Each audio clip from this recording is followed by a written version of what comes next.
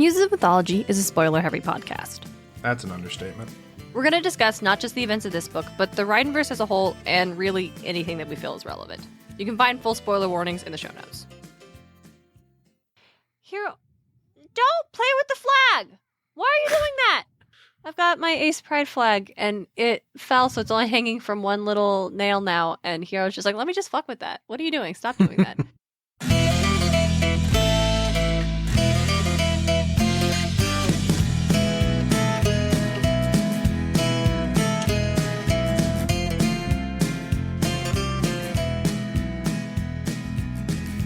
Welcome to Muses of Mythology, a podcast where we explore how ancient myths become modern pop culture. This week, we continue our journey through Rick Riordan's Percy Jackson and Olympians with episode 46, Ghosts. I'm your co-host and podcasting muse, Darien Smart. Joining me is my co-host and brother, DJ. How's everybody doing today? I am the muse of frights. I am here to cause spooks and gaffes even. Perfect. Well, DJ, I think you're going to like this episode very, very much. But before we get into it, let's swing by the theater and get some inspiration. Hell yeah. All right, well, DJ, I don't want to freak you out, but today we are not alone. How's up? Today we are being haunted by the co-host of the theme park podcast Standby Line, Tim and AJ. Wait, I'm dead? Hey, I know, I didn't want to break it to you like this. I'm so sorry. No, yes, our listeners will remember Tim's voice, I'm sure, but AJ is a newcomer, so AJ, if you want to say anything about yourself, your mythological credentials, that kind of thing. Who's your Greek godly I was parent? supposed to have credentials? Yes. I'm not qualified to do anything ever, for the record. You're not even qualified for our show. I'm not even, I'm barely even qualified for my own podcast. I just stumble through with bluster and braggadocio. Like a podcaster, yes. Yeah, I have encapsulated the disaster podcaster energy. Hello, I'm AJ. If you aren't already aware because of how intrinsically linked our podcast and this podcast is. It's, yes. To say we are sister shows feels accurate, though I've never said it out loud before. No, I've said it. Yay. Not on the podcast, but to people, I was like, they're like, oh, what do you mean you're not recording for your own podcast tonight? I was like, well, we've got like a sister show, so. Kinda, yeah. Love that. I have to let my cat And hi, I'm Tim. Happy to be back. You may remember me from the DuckTales episode when I lost it. And Darien, you've also been on our show before. I have, yes. I got to go on and talk about a young adult mystery fantasy novel, so very on brand. Which, thankfully, since that episode we learned it is going to get a sequel, so... Yes, I was so delighted! Wonderful! It was like, oh yeah, book one of how many? Don't ask book two finally exists. Well, exists in the loosest sense. As is Probably. Been potentially approved and is in the process of being written. So yay, very excited for that. It's not right now, no. This is not what this episode is about. This episode is about ghosts! Ghosts! Frights and spooks and gaffes. Not gaffes. Gaffes is the gaffes is more of a... Gaffes is messing up, yeah. Yeah, gaffes is goofs and gaffes. Yep. Yeah. Gaffes is saying gaffes when you mean gasps, perhaps. Yeah. Maybe. Yeah. Gasps is probably what you're going for. Screams. Spook scares and screams. We're being visited by spirits of the beyond, which I think is incredibly relevant because this episode is coming out the week before Halloween. Hey, that's good timing. Woo. I did see that in the notes, actually. Another fun thing, just for me, honestly, this episode will be coming out shortly after the four of us actually got to hang out in person at Disney That is World. also true. Give or take, yeah. Give or take, yeah. Maybe we rode a very, well, probably, yes, at least the three of us will have potentially ridden an extremely spooky ride together. Are you talking about the Haunted Mansion ride? Yes. It is not a spooky ride. DJ? What's Really? Right now? In front of our theme park guests? In front of our theme park guests. I'm going to put my foot down and say that's not a spooky ride. It's spooky, it's just not scary. There's a difference. There's a tonal difference. Yes, that's what I mean. It's not scary, but it is spooky. You are getting an air of spook. All right, well, AJ, since this is your first time, we will give you the honors. What do you know about ghosts in the Percy Jackson books specifically? Oh boy. Okay. Well, we're getting into the fact that I am not at all qualified because now we're doing what's the word I have in mind here? Trivia? Plot synopses. That's the word There I'm we go. thinking of. Plot synopses. What do I know about ghosts and Percy Jackson? If I'm remembering I think we're on Battle of the Labyrinth, right? Yes. This is the one Yep. you're talking about. Okay. Yep. If I remember correctly, isn't this the one where Nico's trying to bring back Bianca at the very least? Yes. Yep. I'm just slowly trying to piece details back together because it's been so long since I've touched these books. That's okay. Totally fine.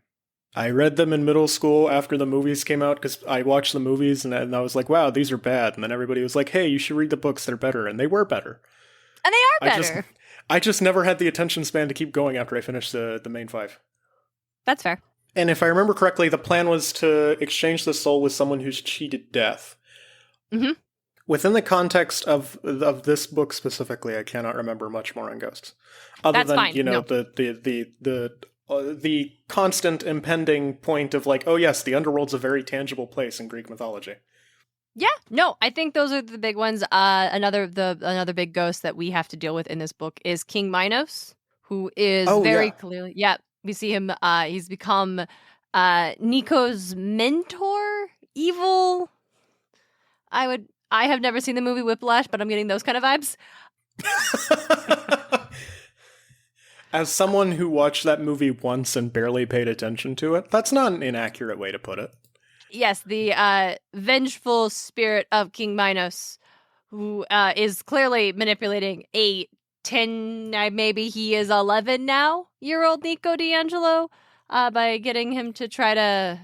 Yeah, we learned, yes, that Nico does want to bring his sister back from the dead by exchanging her soul for someone who cheated death. We learned that it is meant to be Daedalus, who, as we discussed in our recap episode, has just been, like, making robo-bodies for himself over the millennia. Which, like, hey, if you're able to do it, that's the tactic. Honestly, yeah, I'm not mad.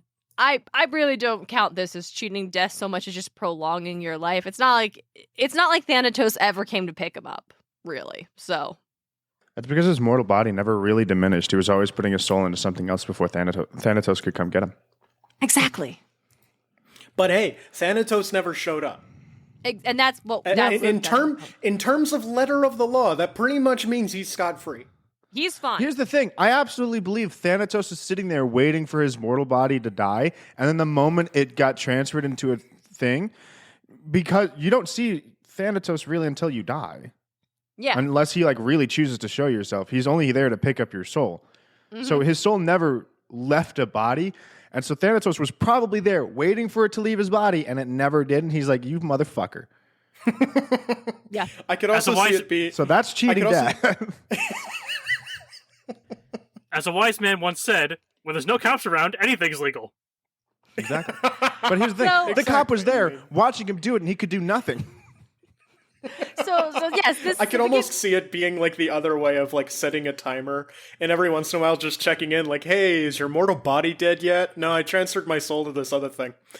Motherfucker. All right, I'll check in another couple of years. Yeah, all right, your soul's not disconnected from something that exists in this mortal plane. I guess that counts. I don't know. I'll have to ask. Like he's just I don't wanna he's ask checking his Hades, watch, and it's so- just like deadless, and it's just like keeps getting like reset every time it's about to hit zero. It's like what the fuck is this?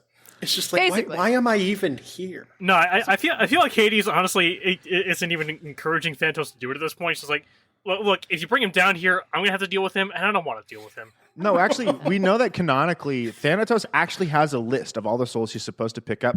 I believe that every time he's about to die, his name shows up on that list, and then when he goes to check it again to find him when it's his turn, it's gone because he's transferred into another body. So he sees it again, he starts like, oh, goddammit. He like goes through the motions, he puts on his jacket, he gets his car keys, gets in his car, he drives, he takes a highway, and then all of a sudden he gets to the door and it's off the list. He's like, motherfucker. Damn it. It's like, I am already all the way here. Yeah. So, okay, so we all Son of a agree. bitch. Daedalus probably didn't actually cheat death, but the plan is... Oh, I don't agree. He cheated death, absolutely. He erased his name off the list. That was my right. point. I guess you guys misconstrued it. I still think he cheated death. All right. I think only in like the strictest sense of like, yes, death has been averted by very underhanded tactics. Like in a very literal sense, death has been cheated. But I can see Thanatos being that kind of rules lawyer, so he would consider that to cheated death. He True, prolonged okay. his natural life, right? So basically, Minos is lying to Nico. His plan is actually to get Nico to help him find Daedalus, so then he can use Daedalus to come back himself. Yeah. This does not work out, and Nico is the Ghost King. I'm the Ghost King, because the motherfucker. prophecy points out the Ghost King's hand. Yeah. Or something to that effect. Yes, they will. They'll rise and fall Yeah, by the Ghost King's hand. This 11-year-old kid tells this fucking like 3,000-year-old king, "You're not the Ghost King. I'm the Ghost King." And it's very good. Well, the It's Ghost King very sounds like really something that would have been funny. made up by an 11-year-old kid. That is true. Super That is true. does. I think there is maybe a deity we'll discuss who may have some qualms with Nico taking this title for himself, but we'll circle back to that later. For now, I think that's a couple big takeaways. Vis-a-vis the way ghosts work in the Percy Jackson series. Nico's able to control them, summoning things like that. There's like a process to summoning ghosts, giving them enough strength so they can like have a tangible, basically form that you can like perceive. It usually involves traditionally goat's blood, but Nico does just feed the dead Happy Meals, which, as we talked, is peak iconic. Listen, the Industrial Revolution has... Oh, no! You can't do that on my podcast! You can't do that on your podcast! It's a crossover, you get the jokes. As much as it has affected society, you gotta say, facilitating rituals, one of the best benefits. If you don't have ghost blood, you can store-bought is fine. If I can just get a Big Mac instead of going and getting goat's blood, that's way more economical in today's society. You know, it truly is. It Very truly true, is. very As someone who did spooky witchy Mabon rituals last night, yeah, it was far more convenient to go buy box cake mix and pre-made butternut squash than spend all day long brewing and baking my own. Did we use a candle rather than a full bonfire? Yes, we did. It was fabulous. Not all of the consequences have been terrible. Just most of them. Just most of them. But so these are the kind of things we learned about ghosts in this lore. Another thing is that even ghosts who we may say have quote unquote like passed on are able to spirits are able to be summoned as a ghost. Somehow Nico has been in contact with King Minos, who is one of the judges of the underworld. So you think he's pretty set up down there, but he's still able to influence the stuff. At one point, Nico summons Theseus and is able to talk to him about trying to like navigate the labyrinth and find Daedalus and stuff. And Theseus is one of the peak Greek heroes. He's definitely vibing in Elysium. And yet Nico is able to summon him. We also know that ghosts can resist being summoned. Like Bianca does not reveal herself to Nico. Now, to be fair on that point, Bianca is also a child of Hades. I'm sure she has more control over her ghost form than like anybody else. As we know, Hazel did not lose herself. Spoilers for Son of Neptune. Hazel didn't lose herself after being like 70 years in the underworld, Fields of Asphodel. And This Nico is a good found point, her. yeah. It's like, you have something special about you. Let's go. Yeah, this is a good point. Yeah, definitely jumping ahead a lot second. But that also like Bianca also doesn't decide to move on until a little later. So apparently this is not just a thing you do like right when you check into the underworld, you decide what you're going to do, because when Nico finds Hazel, it is because he was looking for Bianca and found out that she had chosen to be reborn. Yeah. So she's not there anymore for him to get her out of the underworld anymore. So good for Hazel. Yeah. But yeah, so there's a degree of control. I agree, DJ. I think perhaps her ability to resist being summoned is because she's a child of Hades. I was going to ask, so way to read my mind. Yeah, that's definitely also... that was also just kind of how it appears. Because you got to think, when you've already got connections that would lean you in that direction, it only makes sense that you've got at least some modicum of a more advanced, if not control, understanding of what's happening. Yeah. And I would say like this Bianca's ability to like resist being summoned also leads us to what I would say is maybe the series' only a modern, quote unquote, traditional concept of ghost encounter in that Percy is somewhat being haunted by Bianca in these early chapters. Like, he's getting phone calls from a ghost, like an iris message, and then she straight up sends him a vision of Nico without using the iris message thing at all, and things get spooky weird when she does that. So I was thinking of it, like, are there, like, anything beyond, like, the Nico summoning the dead or in the underworld ghosts? Like, do we see ghosts in the Percy Jackson book specifically? And I'm like, I really do think it is just that one time Bianca kind of accidentally haunted Percy for a couple of days. Just a little bit. A little bit. I don't know. We just see ghosts throughout the series too. Given we go to the Fields of Asphodel a couple of times. We do, but that's still. It's still the souls. Those are the souls. Right. Okay. So let's transition right now. This is the thing I wanted to talk about. When are they a ghost? When they become souls. While souls are a component to it, I think it is also important that in a lot of ways, ghosts are more so perceived as souls that are still haunting, to put it in the loosest sense I possibly can, the material world. Mm-hmm. And haunting, I'm also putting in a very loose sense. Like, they're still inhabiting, like, a physical plane to some extent. Is the underworld not a physical plane, bro? No, it's actually not, Davis. We can go there. We can physically go there, Darien. Okay, but the I will admit that's a belong compelling there. point. However, I guess it is to a certain point a matter of intent over impact. Because at the end of the day, like, the souls are being shuffled off to the underworld because, like, yeah, that's where you're supposed to go when you're, just a soul now, because you're dead. Yeah. You've got your own little place for dead people. But then when you're like, well, no, I'm dead, but I'm sticking around, that's when you start shifting into ghost territory, because you exist. I don't know exactly how I want to word it, because it's such a weirdly, like, metaphysical argument to make. Yeah. Here's the way I want to put it. I think what a ghost truly needs more than anything is a strong connection to either a person or a place. Okay. Something that will keep them anchored to something like, and doesn't even have to be voluntary. Like in Bianca's case, it's Nico is trying so hard to bring her back that that even though she's resisting a summons, it's still creating that anchor between them.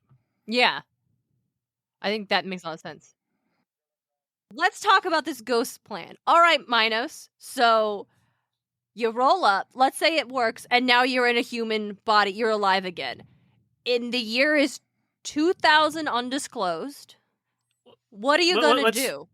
Let's ballpark it by the book's timeline, say it's like 2007, 2008. We can't do that. They actually don't exist. This was a whole thing in the whole fandom recently, Tim. Like the Rick coming out being like, "Oh yeah, they don't. You can't guess the year. Like it's a whole thing." So 2000, whatever. This ancient Greek, like fucking Cretan king rolling up. The Minotaur guy rolling up, and what? He's not going to be welcome at Camp Half-Blood. What is what? He might be. He doesn't have any money or wealth. Tantalus was welcome at Camp Half-Blood. This is different. Maybe. Okay, but also, is that his plan? He's going to go live at Camp Half-Blood? His plan is to take control of the labyrinth because he believes he has control over it. Okay, I guess that would probably get him some stuff. I'm not surprised if the first step of his plan is to go to Crete in a robot body and just say, "This is mine." And Not he even has robot no body. He'd be fully formed. Yeah. Yeah. Just go to Crete and say, "I'm King Minos," and expect people to believe him. No, he's going to go full Red Alert 3 and get a gigantic battle mech to Here's the thing, walk though. on. We know that, like, again, because of Heroes of Olympus, we know that, like, the ancient land still has a lot of people who subscribe to ancient laws.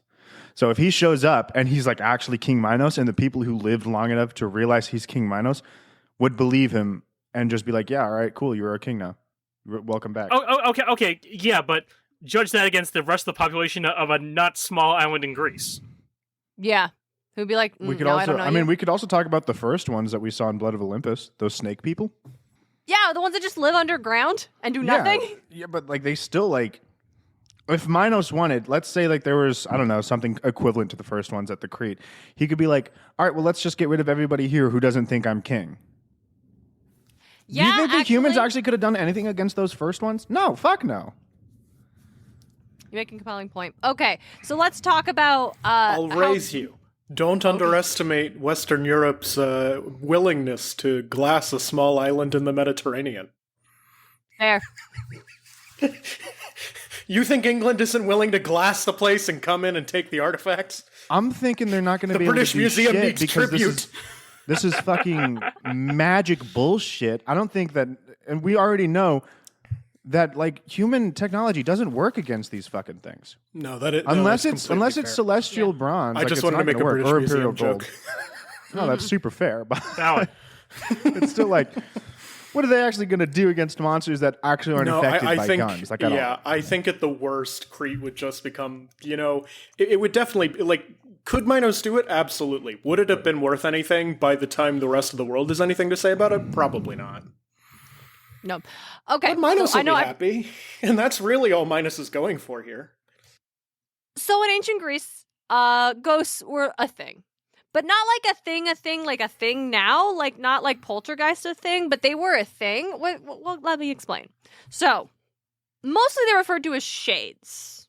Not shades, but shades. This idea of the dead existing as basically a shadow of sorts. Not like these fully like tangible ghosts, these like things that can haunt us in the living and stuff, but that existence in the underworld is pretty poor. Specifically in the Odyssey, when Odysseus, in like book 9, ends up going to the underworld at Circe's recommendation to learn what he has to do next on his quest to get home, he talks to a lot of ghosts, including the ghost of his mother, who, by the way, he didn't know had died. So he was not aware that she had died. She let him know that Penelope's still alive and, fending off the suitors. And his son has grown up and is still there, waiting for him to go home. But she died of a broken heart, missing her son so much. Oh. And just is basically like, "Oh, Mom, I want to give you a hug." And he's like, "Oh, you can't, because the bodies of the dead are burned to ash. The dead exist as essentially like shadows of like ash and shadows of themselves in the underworld." Which is pretty metal. Which is, yes. Oh, yeah. So this is like the way the underworld is described in the Odyssey, we touched on ages ago, GG, you may recall, is very different than these like layers of the underworld you have now. Like at this stage, there was no concept of Elysium, a place for heroes, right? Or the fields of punishment or the fields of acid. Like those things weren't. Everyone just was a shadow, and it sucked to be dead. Yeah. The writer, I believe Polyarch, whatever. Anyway, so Alexander the Great had a best friend who died, and he was super bummed out because, wow, being dead sucks. But then someone confirmed him, no, your best friend was heroic, so he will exist in the sphere of divinity, so he won't exist as a shade. He's going to be super cool. Alex once compared himself and his best friend to Achilles and Patroclus from... No, not Patroclus. How the fuck do you pronounce it? It's Achilles and... Patroclus. From the Iliad. Because, they were such good bros. They were great friends, guys. Don't you know? Yeah. Guys are. Do you ever just only be overhaul your friends. culture's entire belief of the afterlife based off of your totally not homoerotic relationship with your best friend? Fellas, is it gay to go on a roaring rampage of revenge after your best friend dies? Yes. Well, it's not. Hold on. Honestly, it's not gay, but it's understandable, right? I definitely would. If I had the kind of power that Achilles had, if Julio died, and I had the powers Achilles had, and I could do something about his death, you better believe I'd go on a fucking rampage. All right. Right. I think Achilles and Patroclus' relationship was a little bit different than what you and Julio got going on. It was, but that's the thing, is I wouldn't consider that to be the gay part. Not what this episode is about. We cannot right now. I will not. We cannot. Tim knows I go on roaring rampages of revenge for no reason at all. So just out of spite. So the Greeks had 3 categories of ghosts. Tim, I think you'll appreciate this categorizing ghosts thing that fills up your alley, as we will circle back to. So we have the, Greek pronunciation, please forgive. the Ataphoi, Adaphoi. What do we think? The Atafai, probably. Yeah, Ataphai sounds sounds better. right. Myself. Ataphai, yeah. Okay, so you have the Ataphai, who were spirits that just straight up did not get a proper burial. A special example of this is Elpenor. I should have said these things out loud before I started recording. Elpenor from the Odyssey. This was one of Odysseus' men who got drunk and fell off a roof at Circe's house while they were partying and died. What an idiot. And they just so Odysseus sees him in the end of the world. He's like, "Hey, my guy, can you bury my body, please? Please, I'm tired stuck. of this. Yeah. This is not working." So that was pretty big. Then there's the what was it? Adaphoi? Atafai. Adaphai. There were the Ori, who were the spirits of those who had died young and tended to be vengeful because they had not lived a full life or felt unfulfilled by life. Yeah, that one's a real bummer. I feel unfulfilled by life. You don't see me becoming vengeful. Actually, Yeah, you but do they see were me fine. becoming vengeful. As we just said, your revenge rampage, yes. Yeah, that's a lie. I'm a very spiteful person. Mm-hmm. And then there's the, just so many syllables, the Biothanatos? Probably. Yeah, That's sure, why not? probably the best you're gonna get. Yep. Yeah, And, and these are all major bummers. This one's an extra big bummer. So these are the spirits of those who had suffered a violent death, including those who would, died in battle. And they often overlapped with our first, the Adaphoi, because they tended to become restless because they were not given a proper burial because they were left on the battlefield. Yeah. So there's the reoccurring theme of burial rites being a really big fucking deal in As we saw with Eunice. Greek culture. Say again, DJ? As we saw with Eunice. Anyway. Damn it, DJ! No! You can't Entirely different situation. reference another podcast I absolutely can, and I Patreon will. bonus episode. No, but you're absolutely right. Burial rites were huge. Like Yeah. it's Big, the fact very that big. again, going back to Thanatos for a minute, when Sisyphus's game actually caught up, he told his wife, "Hey, don't bury me when I die. Just trust me on this. I know it sounds weird, but you gotta trust me on this." And so that's how he's able to go back. He goes, Persephone. "Oh, Persephone, it's so terrible. My wife didn't bury me when I died." She's like, "Oh, all right. Go back for like 3 days. Get your shit together, and then we'll come back and get you." And he's like, "Oh, okay, cool." And then he just doesn't. And he just doesn't come back, and Persephone's like, "This motherfucker. She's Yeah. the one that came up with this punishment. Actually, she took that personally." She's like, "How fucking dare." I know. It's like, "Oh, you do not take advantage of my goodwill." So, yeah. And it's not surprising. All human cultures have burial rites as some sort of, whatever those rites are for that culture. That's an important thing to make sure you follow through on. Yeah, especially at the time, like ancient civilizations, and I'm using ancient very loosely here, but burial rites were insanely important to civilization for so long.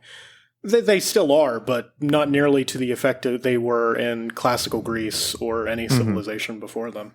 Mm-hmm. Yeah. I definitely think could say It's like just in, it's respect to the dead, you know? yeah, and they definitely say like in like speaking for like our modern American culture, funerals, cremations, those kind of things we have, but it's the grief and mourning of the living seems to be the very like primary focus of it, rather than like sending off the dead and preparing the dead for their afterlife, making sure you don't have spirits amok. Yeah. Seems to I'd be agree with that. the major shift. Yeah. Let me introduce you all to one of my new favorite goddesses, who is the one that would take great umbrage with Nico declaring himself the Ghost Queen, because this is the Ghost Queen, Melanoi, who is the goddess of a new word that I learned doing this research, propitiation, which are the offerings made to appease the souls of the departed. She's also the goddess of the restless dead, specifically spirits of those who didn't get proper burial rites. There it the thing. is. Mm-hmm. I don't know if she really would take offense to it, because she would see, like, he's an 11-year-old kid. Probably mostly that, but let me continue. So here's the thing. She is said to walk the earth No, at we're night. going to Ghost Court. We're going to Ghost Court, and she is there with all of her I'm ghosts. sorry, does she have it trademarked? No. You don't know that. This is ancient Greece. Of course she didn't have it get trademarked. Hey, ghost law is a topic we know frighteningly little about. Ghost copyright law may be well established, and we mortals just have no comprehension of it. I don't know if the underworld's that put together. It is for Hades, who's very litigious. Yeah. Hey, yeah, exactly. Yeah, Hades. I would not put it past him to have ghost copyright law in place. All right. If he's gonna have anybody have the Ghost King, it's gonna be him. He's like, that's a fun title. I want that title. I feel like Hades doesn't want to be associated with spirits, He's like already of the mortals. king of the underworld. Yeah, he's the king of the underworld. Yeah, he's the king of the That dead. encompasses everything. He's the god of the dead, not the god of death. Let me as talk we about my new know. favorite goddess. So, it is said that when dogs bark at nothing in the dark, it is because Melanoi is passing by with her entourage of ghosts. And I just think that's very cool. Some sources say that she's often confused with Hecate, while some claimed that her name Melanoi was the Orphic name for Hecate. As always, up for the classicists to discuss, but sometimes they'd say, like, Melanoi and her ghost entourage would just kind of party with Hecate and her underworld nymph entourage. Nice. As they I buy just march, and it's excellent. One thing I do want to talk, and this is just one of those fun things, a lot of visual descriptions will show this goddess as being split down the middle, white on one side, black on the other, or some variations of that like split. And it is said to, represent like her is a physical representation of like the duality of life and death. I just saw it described as the representations of the heavenly Zeus and the infernal Hades. Mm-hmm. Now, this specific interpretation of her physical form actually comes from a 1887 translation by a gentleman named Thomas Taylor, who was likely influenced by another gentleman named Gottfried Herman, who in 1805 made a bunch of annotations of Orphic hymns. So these other hymns, like if you're reading those, don't really support this like physical duality of Melanoi, specifically the black and white representing like life and death. So like I'm just going to say that here at Muses Mythology, we don't support using darkness as a visual representation of things that are unliked or evil. And that really this interpretation sounds like some 19th century white dudes projecting some major Christian colonial ideas on the source material. It's definitely firmly entrenched in literary tradition, at the very least. Do I think it's like malicious, like trying to project Christian ideas and imagery onto it? Not necessarily. But I will say it comes from a place of like very much so like trying to culturally assimilate it into literary tradition. Yeah, I don't think it was like there's like, I'm going to force it on it, but more just like, I have this. This is the way my culture would understand it. Yeah, as so opposed to going, project I'm that. trying to translate something from another culture. Yes. Because, that. Welcome to classics. Welcome to classics. So, at this point, the font in my notes changes dramatically, which means it's time to pass it to Tim. Yeah. Yeah, Tim sent me a text when I got the notes document, like, oh yeah, guess which ones are mine. And I'm like, besides just the obvious font The Comic change, Sans in red font with the green background. That's what I should have done for mine. That would have been so on brand for me. The notes you got Those less are not than what an my notes hour look before like. recording because I was asleep and forgot to send them to you. Yeah. I should have made mine Comic Sans. That would have been hilarious. Yeah. So,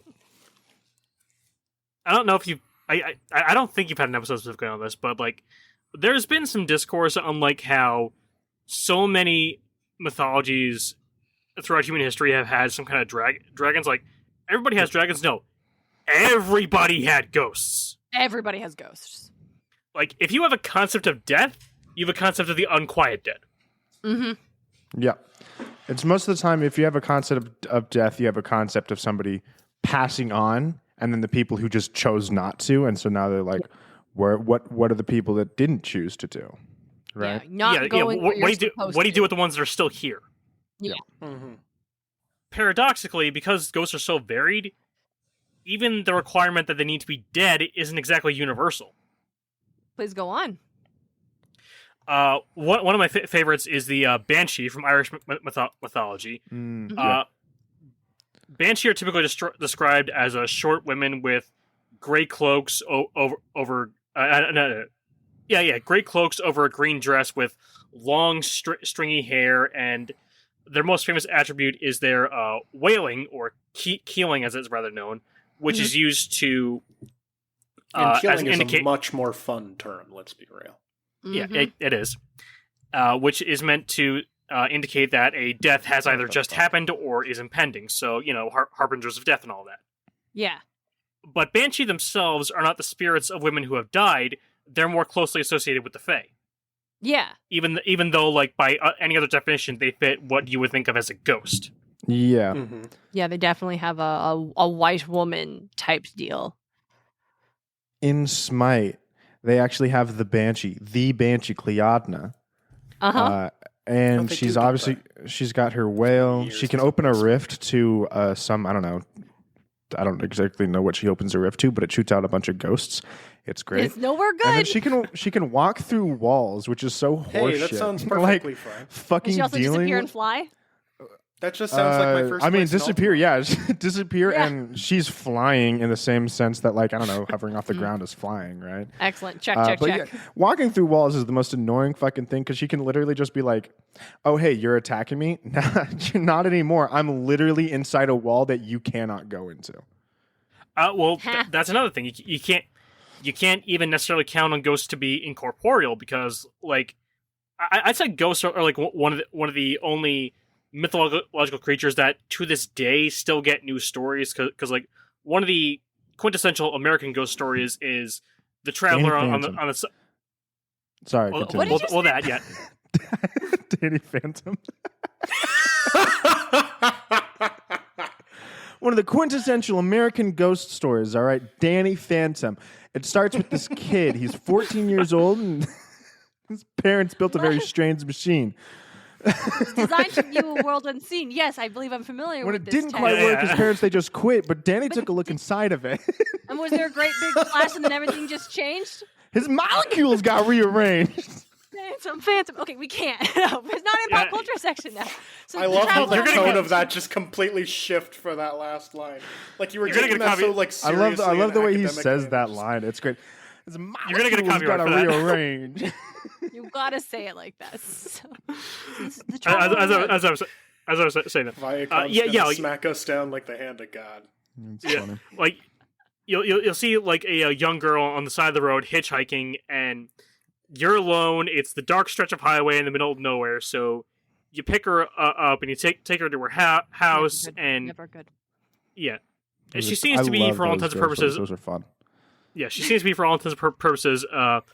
Nothing super unusual about her, but you take her to the address she tells you, and when you get there and you turn back, she's gone. So you go to the door saying, "Hey, some girl just told me to come here," and that girl's been dead for 20 years. I enjoy the Damn inverse of it. And I've hitchhiking only ghost. actually seen it once, where it's in fact the trucker that's the ghost, and I've only seen it once, and it's in Pee Wee Herman's Great Adventure. Oh Ah, my yeah. God. He I'm not hitchhikes prepared with for this Pee Wee fucking Herman chick. today. With this like chick, and then like she does like a spooky ghost thing, and he runs out of the car, and then he's at this fucking gas station. So he's clearly traveled, right? He's like, Yeah. yeah, this woman trucker like dropped me off. He's like, dude, that woman's been dead for 30 years and shit like that. And you're like, how the fuck did he travel 40 miles in an hour? Ghosts. That's great. They don't care for love your it. laws. You don't Well, see that only often. applied That's to- the only one only I could to really. fresh Never ghost should have from, smoked but I that love shit. Now I've moved 40 miles in a ghost truck. That was my next point. Ghosts don't even have to be a ghost of something that was ever alive. You can have like ghost ships are a big one, but Ghost ships. the Flying Dutchman obviously being the most famous example Classic. because like yeah, there's ghost ships and there's ghost ships. ghost ships are ships that, from time to time, you talked about this before. The sea is a scary thing, and sometimes He wants to kill you. Horrifying. yeah. So sometimes you'll just come upon a ship where everybody's gone. Mhm. But sometimes you'll come across a ship just barely out of sight and never seem to get where it's going. That's a ghost ship. Like, That one scares me more. Somehow that is fucking terrifying. Yep. but another famous one is supposedly every year on the anniversary of its original journey, there is the ghostly remains of the train that carried Abraham Lincoln's body from Washington D.C. to his home in Springfield, Illinois, like with a full military complement. I've never heard this before. That's sick. Love that. I love that. That's so creepy. And it never quite gets there before sunrise. See, that's also so sad. You never got there. You're just stuck on public transportation forever. I don't know if that's public Oh, God, I didn't even think about that transportation. Hey, getting stuck on public there are worse things. Well, The I can't think of worst very things many. are mostly man-made horrors of our own comprehension. Cough, cough. Those what are those tunnels that Elon made? Oh, Jesus. Wind That tunnels? Come everybody on. got stuck in. Getting stuck in one of those forever? That's horrifying. That's Yeah, fair. Getting stuck on a ghost train forever? Okay, I can think of worse things. Namely, getting stuck in one of those tunnels forever. Those things are going to be haunted, I can tell you that. And then, probably the most telling of all is that the reactions of people to ghosts is also just as different as the ghosts themselves. Because, like, most people, when confronted with a specter of an angry spirit writhing in agony in the mortal plane, is terror. But other cultures have great reverence and respect for ghosts. Like, ghosts are a huge aspect of Chinese culture tied in with like Taoist and Buddhist beliefs. So, you go, you give gifts to your ancestors' graves to keep their ghosts happy, and like China and a lot of Southeastern Asian countries and Mexico have spirits have holidays about when ghosts are closest to this world, and you go and hang out with the ghosts. See, and I like that a lot. That's something that's so comforting, I think, about the notion of death and the afterlife and that inherent connection that we just do not have in, I maybe can speak for the group, white people, American culture. Yeah. It was like, yeah, I mean, what else is there to say, honestly? It is very much so just a societal thing about the way we react to things. Mm-hmm. Yeah. We really, really don't like death in America. We just don't like to talk about it. As soon as the grief stops, we stop thinking about it as much as possible. Pivoting now, I think, is a good time to actually pivot into our conversation about pop culture, because I know this is going to be a whole thing we all have. But Tim has provided an excellent classification system that I would love to learn more about. I've never encountered this before. What is this? Yeah, so in Ghostbusters, you'll hear talking about them different classifications of ghosts. So, for your convenience, I have labeled out the full scale of classifications from 1 to 7. God damn it, there are 7? I didn't yeah, scroll through the whole thing. Yep, there it is. Oh, no, this is just going off the movies. If you go by like the cartoons, there's 13. Ghostbusters is a whole thing that I like the first movie, and I just never realized there was a full ongoing fandom until I was older. And I'm like, there were cartoons? Why did I never watch a Ghostbuster? Yeah. Tim showed up to this recording in a fucking Ghostbusters T-shirt. Proton pack. Oh, I yeah, almost the said Proton Pronto Pack. Pop, but I'm like, that's not Pronto Pop. right. A Pronto Pop. That is a corn dog, Darien. Yes, I knew. So that's how I knew it was wrong. That's how I knew it wasn't the right word. He did not show up in a corn dog. This is the classification, description, identification system. Okay. Class 1s are the loosest interpretation of what you can be called a ghost. Like, things like, cold spots, lights flickering mysteriously, odd sounds, things moving around when no one notices, that kind of stuff. Mhm. More often than not, they're harmless and you just kind of got to live with it. Class 2 is when you get a little bit stronger, but it's still not a full ghost yet. It may have more powerful telekinetic abilities and might lash out if he feels threatened, so you got to be a little more careful. Mhm. Class 3 is when you get to actual ghosts. They typically have a humanoid shape, but they have no memory of their previous existence. The best way to deal with Class 3s is to find out who they were in life, and when they realize who they were, they may either pass on peacefully or become more resilient to it. Ooh, okay. Which is when it gets bad. That's a real, like, oh, it could go 50-50. Like, it could Yeah. really work out or things really break bad. I guess we're gonna gamble. I Feeling mean, lucky? if it doesn't work, that's when you trap him. Okay. Is that when you get a class 4?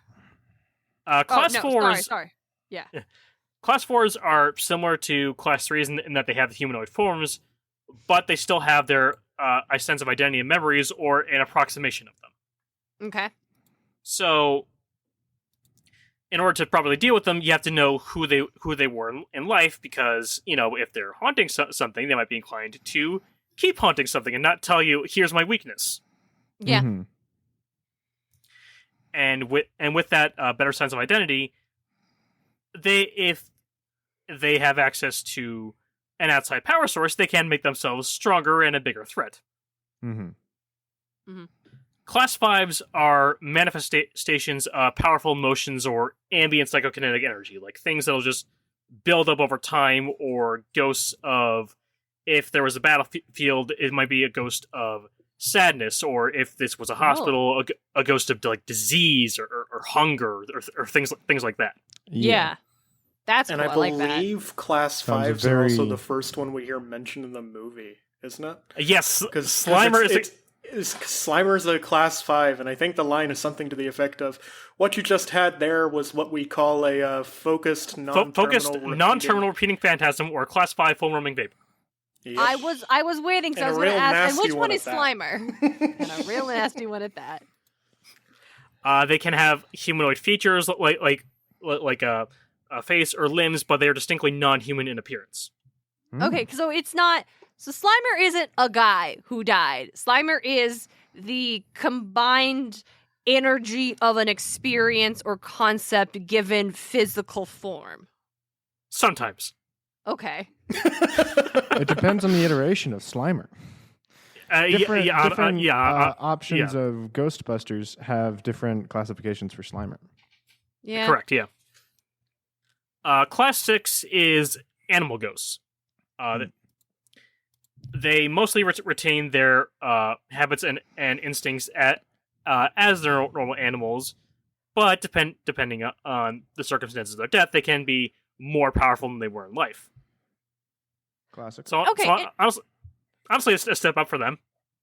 Yeah, this threw me because I was like, all right, so we're getting more and more powerful. Is class 4 more powerful than a class 5 or a class, 3? Or is it just, that we're not actually going in levels of, threat or power? It's just more it's not a ladder. Identification. They're boxes that are sitting next to each other. Is Class 7 just straight up demons? Is Zool Class 7? Zool is a Class 7, yes. Class 7s are... that is the only class that strictly has as a power level attached to it. These are the biggest of ghosts. They can include godlike beings and demons, and they're almost always malevolent. Classic. Okay. Always. And I think on the note of them being boxes, the best way to describe the CDI system, at least with how it works in threat levels, is almost more akin to the SCP designations. Yeah. Keter runs a very wide gamut of danger. Darren is it absolutely could kill fucking you. what the fuck is SCP? It could be a right the minor fuck I'm over her vaguely head. aware, but The SCP has different designations based off of how dangerous something is, as in how likely it is to kill you. cool. Let's explain what SCP is just for a hot second. Cure, The contain, SCP Foundation is exactly as DJ said. It stands for Secure, Contain, Protect, and what it is it's this. In the real world, it's this writing group online that writes a bunch of and it's open short-form source. Anybody horror can come stories. in and come exactly, into it. and it's right? it's And very interact fun. for But It's what really it is cool. is it's about the idea of anomalies on Okay. the world, or like creatures that aren't supposed to be here, or manifestations of things that aren't supposed to be here, and they have designations based off of how dangerous something is. So at this point of the podcast, usually we will begin just roundtable listing off various examples of our topic in modern pop culture. Yes. And I started doing that in the notes doc, where it was pop culture, I and got a and kick out of then seeing that. and then I literally wrote this as I thought it. Wait, this section is insane. Narrow it down. Favorite pop culture ghost. So rather, because we could do this forever. We could be like, oh, what about this one? Oh, snap, that one. Like, and we can't. There's 4 of us. So favorite, and I know it's hard to pick one. I'll give you 2. Okay. Perfect, because I had to. Awesome, There you excellent. go. So And favorite. depending on which 2 source material you're looking at, neither of them are actually ghosts. They're both only ghosts and specific interpretations of their stories. That Okay. actually brings up a fun game where we could have, is this a ghost though? Question mark, question mark. Okay, question mark. okay, let's do it. Let's do it. So let's start. As we tried at the top, define what makes it ghost. And as the DJ said, like, oh, well, if you're on the underworld, they're ghosts. And I disagreed. I don't think they're ghosts if they're in the underworld. So I believe a soul that was once living, now no longer attached to its living form, not in the environment it is supposed to go after death. That's what I think makes a thing a ghost. Does anyone have any Okay. other qualifications? I think that's pretty sound. No, Yeah? no. We can work with that. All right. DJ, I you have mean, thoughts? I mean, I listed my definition of a ghost as just like, the soul of somebody, but I also understand being like not in the place it's supposed to go. I do get that as well. Okay. Because once it gets to the place it's supposed to go, it gets reclassified as something else. Yes. I was totally ready for everyone to throw in like, and this. So this was like shockingly simple. All right. No, I mean, No, I like, have Tim's. if I throw in qualifiers, we're gonna be here all day and never actually get to the list. That's true. Yeah. We could also bonus round whether or not we decide to ghost or not. Give it the CDI the class. Oh yeah, absolutely. Perfect. Well, I think I've already spoken for Tim in the notes, so I'll just do that now. I have at least one that will be on Tim's list, and I believe it is Hatbox Ghost from the Haunted Mansion. uh, Welcome to Standby Line, everybody. The only podcast where you're not on the ride at the end. Poor Hattie. Our You intro got didn't stolen. you didn't deserve what they did to you. No. Or what they will do to you. What they will do to you, yeah. Yeah, he's been diagnosed with Jared Leto. Unfortunately, it's uncurable. It sucks. You hate to see it. If you would like to help research a cure for Jared Leto, please donate to patreon.com/standbylinepodcast. Yes. For our listeners who are not do not have this theme park disease like we have, what the fuck are we talking about, Tim? The Hatbox Ghost is one of the ghosts in Disney's Haunted Mansion, where his whole thing is he is the ghost of a man who appears in the attic with the bride, who she's a whole other story. We But can't get into that. You only get 2 ghosts, Yeah. Tim. I can't believe you're trying to sneak another ghost in there. No, I'm just setting the scene. I see you. But as the bride's heart beats, his head slowly disappears and then reappears in his hat box. Mm-hmm. And the implication is that the Hatbox Ghost is the ghost of one of the bride's grooms whom she murdered. Yes. She does just kill all of her husbands and maybe take some money. Classic. I'm pretty sure. Yep. Classic. And yet, I've never heard a single woman's wrongs activist support her. Oh, I'm sorry. Have I not been more vocal? I'm a big fan of the bride. She didn't make my top Good. 2 list, but I was I'm gonna all say, in on her. I got with all this women's wrongs activism lately. I need someone to at least stand up for the bride. The bride is absolutely there. I'm a big People fan are standing up for MCU Wanda, and people aren't standing up for the bride. And I'm like, come on, at least one of these isn't whitewashed. Whoa, Do there it you is. want to go around, or can I just do my other one now? We can go around. Do you want to? I know we don't need to. Do you want to talk a little bit about the meta narrative around the Hatbox Ghost that makes this character so compelling? Darren, do we have time yeah, to do that? so- You just said that we don't want to go off on like. No, you're right. We don't. We'll save it. As We'll much as I save it wanna for be like, standby line. absolutely. Okay, all right. They're obviously All right. inevitable episode that is just about Hattie. So go subscribe to Standby Line That if is you want to true. learn That the will meta probably stuff happen about eventually. Hatbox Ghost and what makes it Well, you so know, compelling and why it doesn't make he's- sense for it to be going into Orlando. Sorry, AJ. Sorry. Oh, But okay. it's there's no We- we can't. It's I'm my so turn sorry. to get us back on track. All right. I'll set us All off right, a tangent all right, for so- Danny Fransom. all right. I will So raise you. I deserve this. I I lost Boba. At least give me Hatbox Ghost. Your Haunted Mansion never had a Hatbox Ghost. I know. Get a different ghost. That's why I deserve it. Have a new ghost. Okay, so I think we can obviously say Hattie, very much a ghost. Obviously a ghost. Does a weird ghost thing. Yep. What would the classification of your ghost be, Tim? I'm gonna say Hattie's a class 3 because while we have an idea of who he was, really don't know who exactly he was. Because Constance had 5 grooms that we know of, likely more. So he could have been anyone. Yeah, and he doesn't Yeah. seem to showcase any sense of self-awareness about, who he was beforehand, so... Yeah, he's kind of just stuck in this like loop of the head going into the hat box. Mm-hmm. So class 3 for Hattie. Awesome. Let's do back and forth, Standby Line, and then muses. So DJ, do you want to go next? Luigi's Mansion 3. Hold on. Captain Fishhook, motherfucker. Captain Fishhook. yeah. He's the goddamn ghost shark on the 12th floor of Luigi's Mansion 3. I have to look up what was this character's name? Captain Fishhook. Captain Fishhook.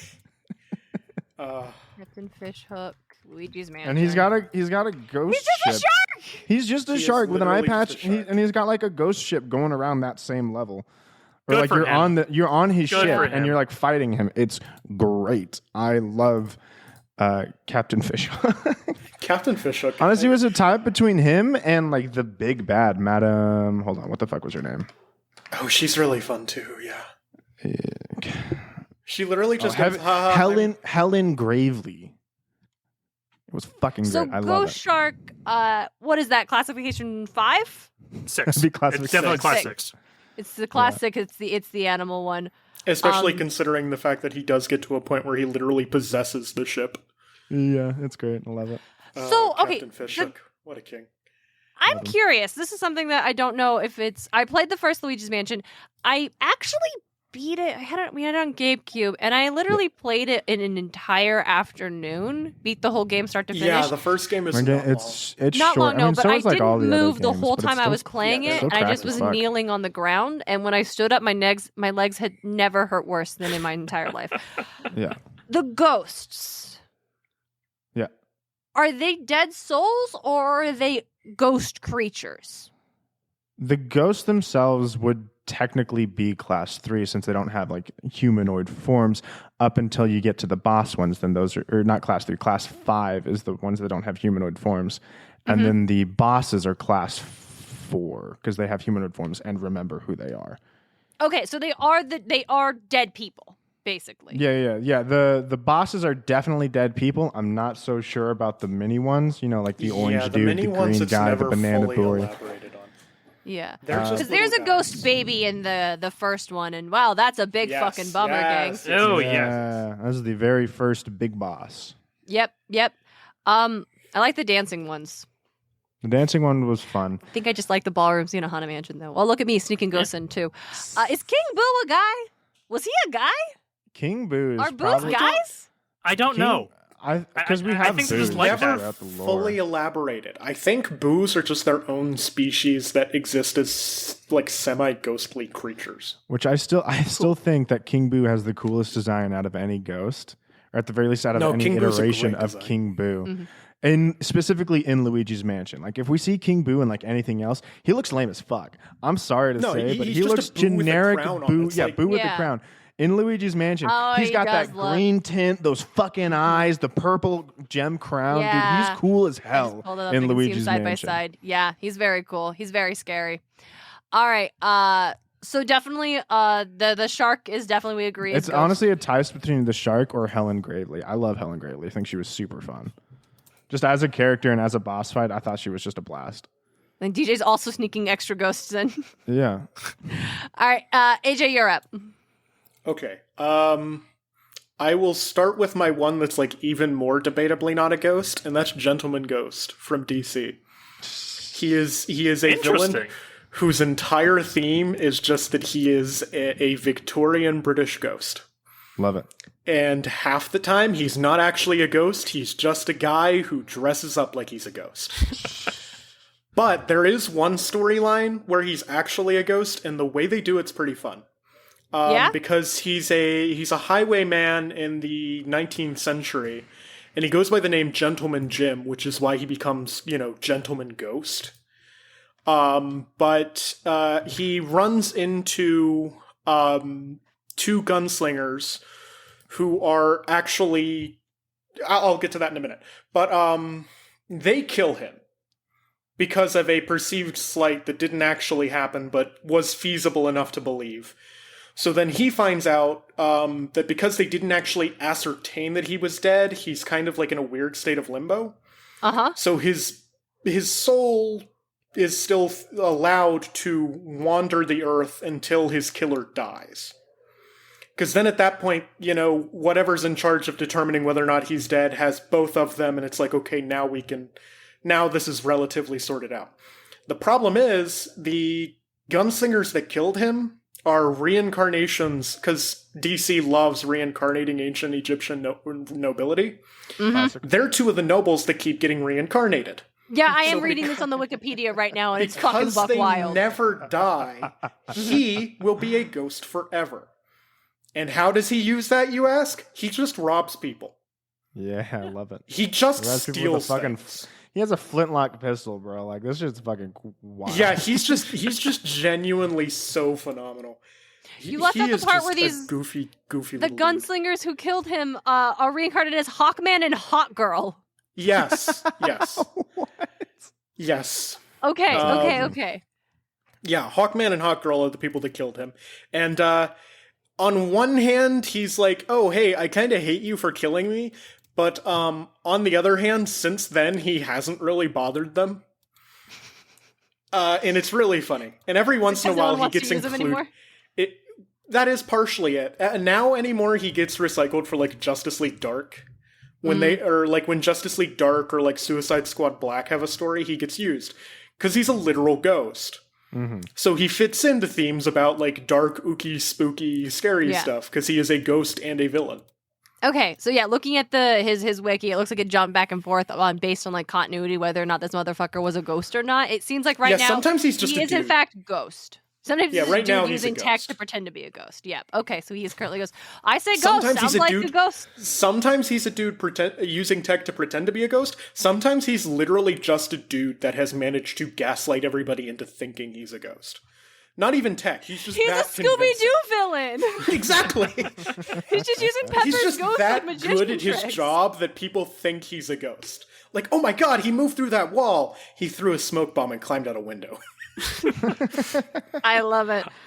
All When right, he is a ghost, though, Gentleman Ghost is definitely high end of class 4.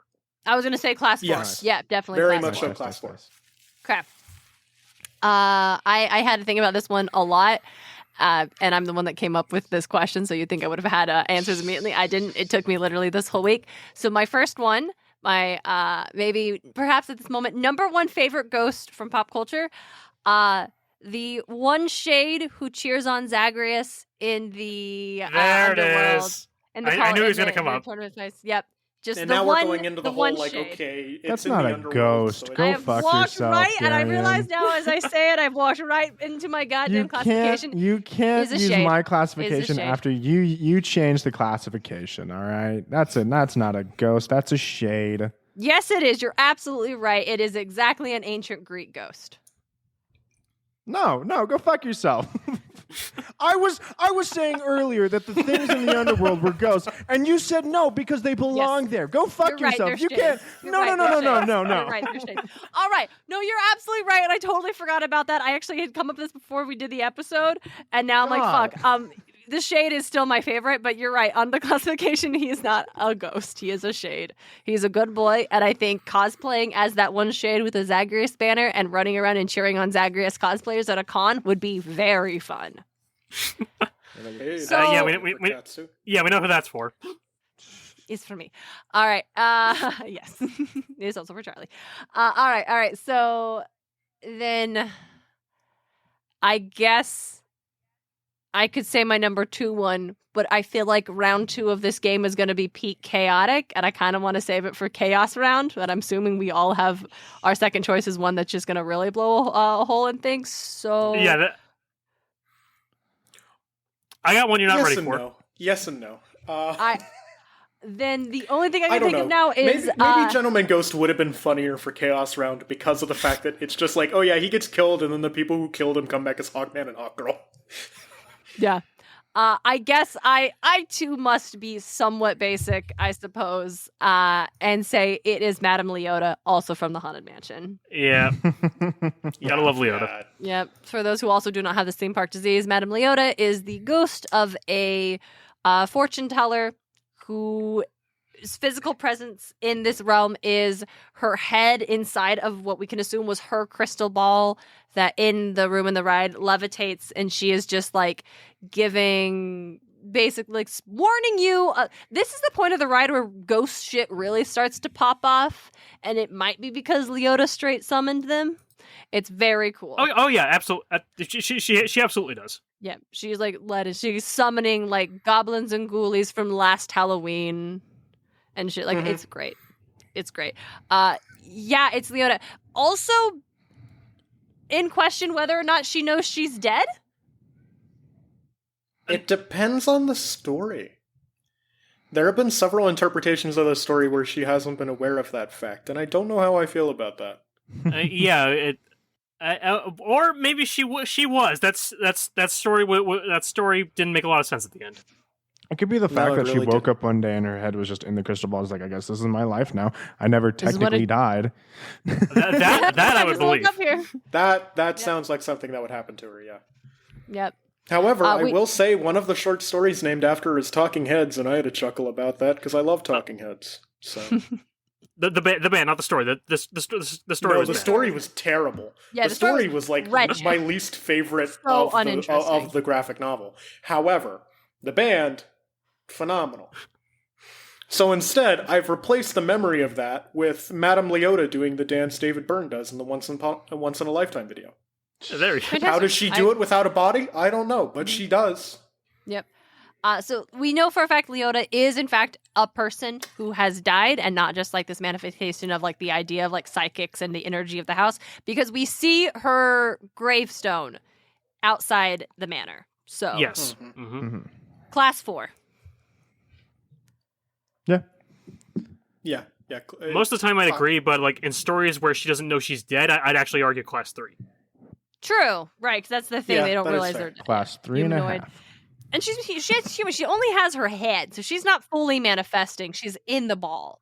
She remembers her life. I thought that was the difference between class. Well, 3 and class but then at the end of the 4, ride, right? you see little Leota with her whole body just small. That's true. Teeny tiny Leota just vibing.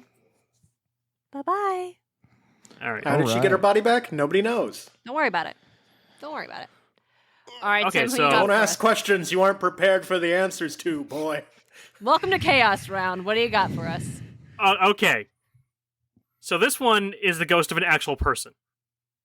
Oh, wasn't prepared. Okay. So let me tell you the story. Of a woman named Jenny Wade. I don't know. Go I've on. heard of him. This name, everyone's like, Jenny- what? DJ Joe, Jenny Wade Let's him. Yeah. I'm just seeing Jenny his Wade- pictures. There is a photograph. Yes. Jenny Wade or Ginny Wade, if you want to say it, more country like. was the only civilian killed during the Battle of Gettysburg. Oh. Oh, is this Mary Virginia Wade? Yes, that is her. That is her. Because there's Okay. another. There appears to be an actress named Jenny Wade. That is all. Yeah, that was funny to pull up. And she was killed during the battle. She was one of the few people in the town who stayed in her home the entire length of the battle, and she spent all her time baking bread to try to get it out to Union soldiers, because a lot of the town was being used out as a field hospital at the time. That's a goddamn American hero right there. Mm-hmm. And so she did this for all 3 days of the battle. And This on the peak third daughter day, July... of Hestia energy. Oh, very much, yes. So on the third day of the battle, a Confederate sniper was going through the town and saw the shadow of someone making rhythmic movements between 2 points in a house. It was Jenny going back and forth between the kitchen and her living room, I think. Yeah. Okay. Bang. Goddamn Confederates. Gotta say, impressive shot. I'll be real. As much as the Confederates are bad, impressive shot with those fucking rifles. All right. Yeah. I don't think Jenny would agree with you. The ruins of the Wade House are actually still standing in Gettysburg to this day, and you can see there's still quite a lot of bullet holes in the foundation. Okay. Now, the reason I like Jenny so much is because if you asked me if I 100% believe in ghosts, I don't know if I give you a straight answer, but Jenny is the closest that someone I trust has claimed to have encounters with. Okay. Mm-hmm. When I was in high school, my favorite teacher was my history teacher. Won't say his name here, but it was a Catholic school, and he was one of the brothers there, and he was very much involved with goings on in Gettysburg. Like, he was part of the Civil War Institute, so he would make multiple annual pilgrimages to Gettysburg. Not quite so literal a term, but you know what I mean. Mm-hmm. And over the years, he would have strange things go on at the Wade House. Okay. Like, sometimes he'll be talking about some hard to find artifact, and it'll just kind of show up somewhere, and you hear weird things. So we think Jenny took a liking to him over time, and Jenny.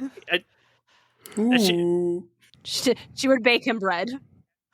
It never actually got any bread. That was the thing. Last time I spoke to him, he hadn't heard from Jenny in a while, but I think she's keeping an eye on the place. Nice. I mean, yeah. I like that. Definitely a ghost. Probably in, like, what is that, 2? She doesn't fly that fast? Class 2, probably, yeah. Yeah. Because he never claimed to see an apparition of her. Mm-hmm. Yeah. But definitely some spooky going-ons. Mm-hmm. Tim, thank you for teaching us and our listeners about Jenny Wade, a goddamn American hero. All right, DJ, what do you got? Yeah, I'm gonna have to go with the classic American story, Danny Phantom. There it is. I didn't say Danny because I knew you would do it. Yeah. Oh, Hero's back. Yeah, there he is. Hi, buddy. Yeah. He's because again, he's technically not a ghost. He's half ghost. I literally have all week since I wrote the question, favorite pop culture ghost, been thinking about Danny and like, what is the deal with the ghost zone and the way ghosts Danny work Phantom, here? his and uncle, like, and his cousin. Okay, so Whatever the fuck. the ghosts in Danny Phantom are weird because like they seem to be to be ghosts of people who have died, but there are times we never when have that confirmed. No, there but are like a few times. There first definitely are a few episode. times. There are yeah. a couple of times where it's confirmed, but more often than not, we never get that confirmed, which could be explained away as it being a children's show. So There's then one we'll episode- talk we about know how people died. We know that the prom episode, that person with like the necklace and like this crying constantly with the dragon, We know that Yeah. she died wanting to go to a dance, right? Yeah, and the one I remember the best is the episode where of the ghost of the kid who was bullied at the high school and like Poindexter, yeah Poindexter and That's Danny his first goes episode. into like a version of his school with all these kids. So like clearly there's a real people, but like Butch Hartman said some stupid things like, "Oh no, these aren't people who died. They're just spirits." I was like, "Yeah, fuck off, dude. Whatever." Yeah, but it's also Nobody's the thing. cared about a word you've said since Oaxis, my guy. Mhm. Stop And we talking. barely cared before then. Yeah, because the other thing about the Ghost and Danny Phantom, I think DJ's talking specifically about Danny, but we're breaking all the rules, is that they also sometimes seem like you said, Tim, like they're just like the Ghost Zone is like this other reality where these like creatures dwell. Because when you get the episode where we go into the future, all of the ghosts are angry and they want to go after Danny because evil Danny has ruined all of their afterlives, but they all look different now. Like they have They've all aged. aged in a way. And the And box ghost and the lunch lady have had a kid, and her name is Box Lunch. Yeah, That's horrible. Oh, she's adorable too. She's adorable, but ghosts typically can't reproduce because they're dead, and so this implies that these are not souls of the departed, but a different creature. They mixed ectoplasm. I don't know what you're talking about there. yeah. I don't like that at all. It also suggests that Danny isn't dead, half dead. He's now like genetically infused with whatever these creatures are. Well, his He got molecules bit did by a radioactive rearrange. spider. Yeah, more And along those lines. yeah, that does seem to track, because then at the same time we also see that Vlad does pretty much the same thing, except his ghost look is way drippier, and I'll die on that hill. Yes, but yeah, evil Danny. Vlad looks objectively cooler as a ghost than Danny does. Yeah. He absolutely does. I would say that even Danny with an eye looks cooler than Danny does as a ghost. Danny as a ghost, pretty mid design. Not gonna lie. Well, Basic. here's the thing Danny with about an it, eye, right? we're getting there. We're getting to what's making it Skulker, interesting. that was his Then you've got fucking Vlad. name. Then you've got Vlad. Vlad's just got the drip. Yeah. What about evil Danny? What do you think about evil future Danny? Gonna be honest, evil Danny, over-designed. Too much. Yeah. Yeah, I think I think it commits a little bit too much. What to do you the mean launch day. too fucking busy? Look at Vlad's design. You guys out of your fucking mind? No, Vlad's Yeah, but slick. He's got. He's going for vampire. You nailed that. Yes. Yeah, Yeah. Vlad's going for over dramatic ghost acting like a vampire. Mhm. Dark Danny is just it's literally just let's give him all the hallmarks of Vlad's design, but like copy paste them onto Danny. Mm-hmm. Like he's even got the cape. If Yeah. they drop the cape and like his hair went all, Hades, Yeah. Disney Hades, and he got the beard and everything. Cool. Okay, I guess that makes sense. Like hallmarks of villainizing a design. Yeah. But the cape. The cape cape's shows that wild. he's Dramatic also boots, evil. We and see it's it like- on fucking Vlad. Vlad is evil. Yeah, no, I agree. I think Vlad's design is better. I do wholeheartedly agree. Also, more suggesting that like because Danny Ghost also changes and gets gains, gang. Yeah. So I like to think if that is, since this is the argument we're going for, evil Danny at some point in time just hired Vlad's tailor. definitely had to just definitely Just went, okay, we're going evil now. I need a redesign. need to redesign. You can change clothes. Ember was my second runner up on the other Ghost I almost picked, but I was like, we can't get into Danny Phantom just yet. But Yeah, that's fair, so that's I think we agree. Danny, not a ghost. No, not a ghost. Yeah, not quite Not a a ghost. Not a ghost. He's half ghost. Not a ghost. He's Half rounding something. rounding down. He's half Rounding ghost. In the context of this world, he's half ghost. But he doesn't meet the qualifications we set of ghost, a la soul of a living beast being now separated from its living body, existing where it doesn't belong. Danny was bit by Yeah, a but radioactive clearly- spider. But clearly, this world has a different definition of it. Totally. Yes, but we're setting operating our on metric. Ours. Ridiculous. This is why we elaborated the metric. If we were Ridiculous. going into different Fine. realities Fine. of ghosts, then like Box Ghost is my favorite ghost of all fucking time because the moment he gets Pandora's box, he's the most unstoppable monster there ever was. There you go. Absolutely. Also, all not a right, ghost. there we go. Phenomenal take. Fuck you mean not a ghost? Go fuck yourself, Darien. I don't think he's a ghost. I don't think they're the ghosts of the deceased. I think they No, exist. I'll I think allow they're I'll allow creatures. Box Ghost as a ghost. I'm I'll allow Box certain Ghost as a ghost. Box I'll allow Ghost is the Box of the Ghost as a deceased. ghost because Box Ghost, with now that you mentioned Pandora's box, automatic class 7. Automatic That class motherfucker seven. became Sure, we need a class strong seven. with We the couldn't- we with the couldn't all Pandora's be box, class 4 and all 3. right? Okay. He's right, a AJ. dog shit fucking he's a dog shit ghost, but then the moment he gets his other half, unstoppable, okay? AJ, you're up. I'll also argue for this one as a class 7, but only within a very specific context of his own canon. Mortimer from Twisted Metal, whose entire shtick is that he never they never explicitly come out and say he's a ghost, but they go out of their way to point out that he is dead and he is not physically exist.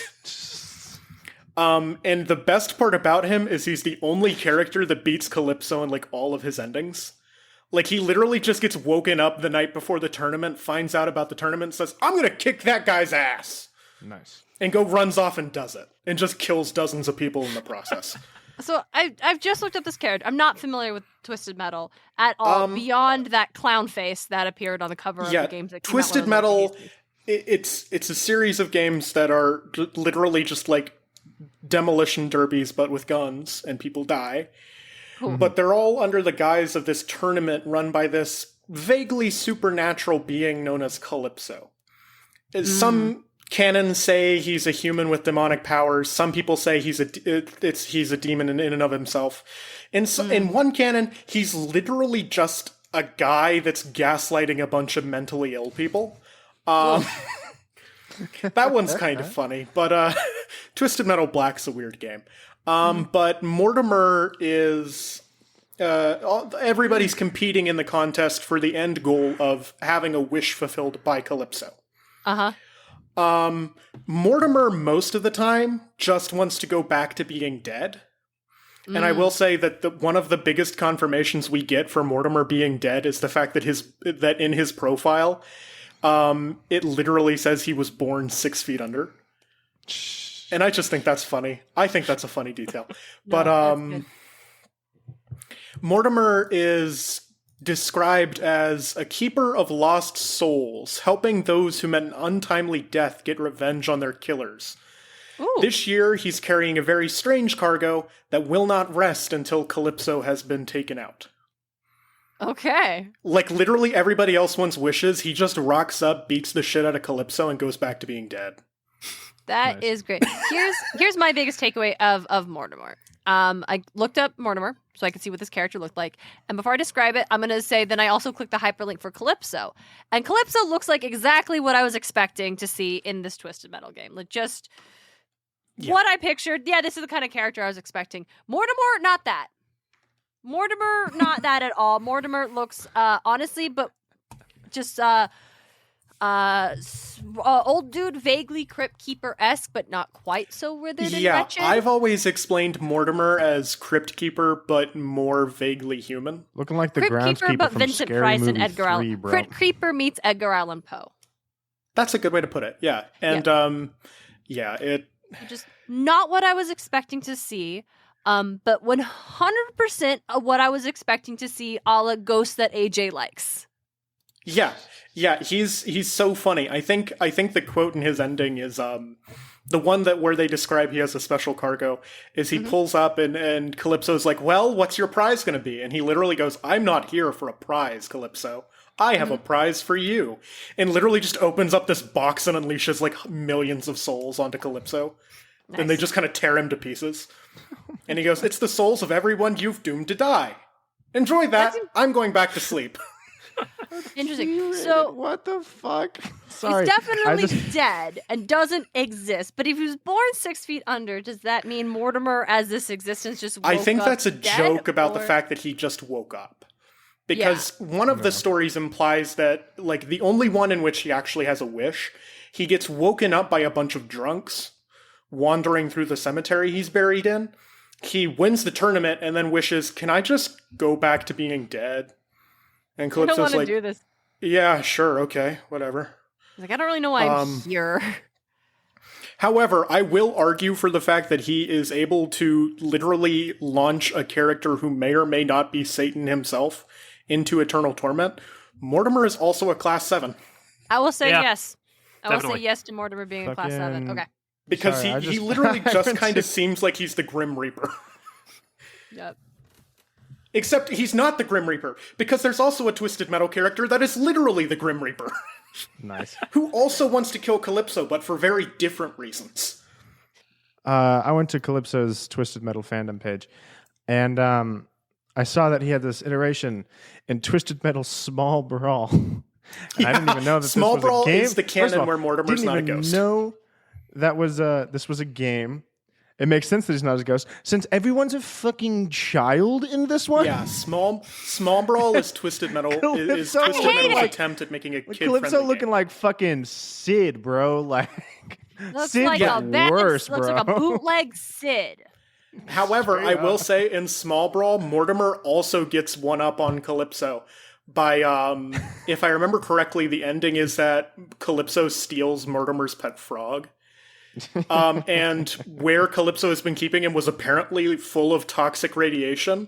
So by the time he wins the tournament to get the frog back, the frog's grown to be a giant and it just eats Calypso. Nice. This game is insane. Also, in that game, I think that's the one that explicitly states Calypso's literally just the devil. I wouldn't doubt it. That kid looks like a fucking Christ. Seriously. Yeah, it's the kid's game that says, oh yeah, this character's just Satan. What's your last one, Darien? I have one. I would argue also potentially class 7. I would like to present to you Mimikyu from Pokemon. Mimikyu. Oh, Is it yeah. Ghost. Okay. Is Mimikyu a passed on Pokemon, Darien? No, I No would one argue knows, Mimikyu as a very powerful class 4. Very well. I would see. Here's the thing. I would argue. No, this thing you cannot perceive its form without being driven absolutely mad. There's wears a hood for a reason. It's pretending to be a Pikachu. That's malevolent as fuck. Yeah, I could see it as like a low-level class 7. Yeah. Because then it Darren, you just said Danny Phantom couldn't fucking be a ghost solely because he's not the spirit of something that passed on.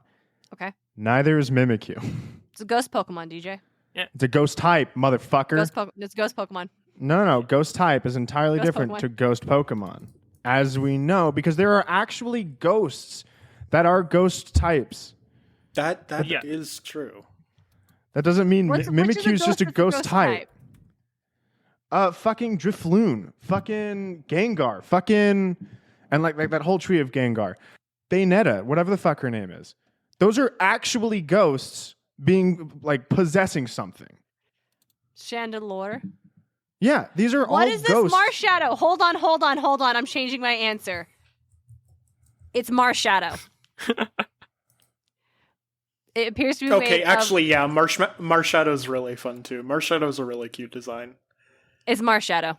And I will definitely be super cool with it just being like a class 2 or whatever, just barely manifesting in shadow. Because Marshadow almost makes more sense as a shade than a ghost. Oh shit, Not you're within right. it exists in the underworld sense, but within being like a facsimile of what came before it. Yeah. Okay. How about this one? I've got an actual ghost in Pokemon. Will this appease you, DJ? Yeah. It's the ghost of the Marowak that haunts the Pokemon Tower in Lavender Town. Yeah. Okay. Mm-hmm. That's a good one. Classic. Yeah, That's a Lavender Town great had to come choice. up in this one. Yeah. Yep. That is a great choice. I Solid have choice. no problem with that. It's peak most sad. because it actually Very fulfills the thing of Cubone wearing the skull of its deceased parent. Yeah. Yeah. I'd say Pain. the Marowak ghost is probably a class 3 because when you actually get its child Cubone out, that's when it calms down and passes on. Yep. I can live with that. All right, so I failed both times. Cards on the table, I can't think of my favorite ghost. I know I have one, and I'm missing one that I'm going to think of later and be like, bitch, obviously. The most Darien answer. And I can't.